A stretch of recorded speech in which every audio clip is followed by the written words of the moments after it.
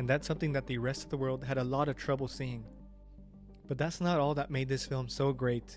There was so much character foreshadowing in this film, and I will give a quick rundown of a few examples of this because I think it's so awesome how eventually all of this came into fruition.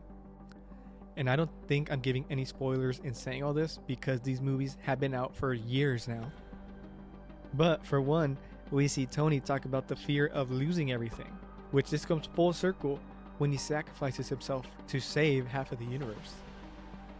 Or second, we see Steve's frustration with their lack of unity, which foreshadows his role as the glue that holds the team together and eventually being the one to break the team apart at the end of Civil War. Or another example of how Thor doubts his worthiness in this movie because of the visions he saw. The visions where he's told that he is a destroyer, and the whole movie that lingers in the back of his head.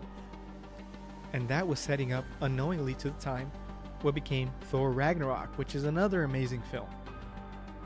When this movie first came out, it was poorly received to say the least. But the way that I like to think about it is it's kind of like when you watch a master chef lay out all the ingredients for a dish in front of you, but you won't get to taste it until hours later. But once the chef is allowed to, no pun intended, cook, realize that it was absolutely worth the wait, and you just look back on it hoping to taste that dish for the very first time. Just like now, we all miss those golden years of Marvel.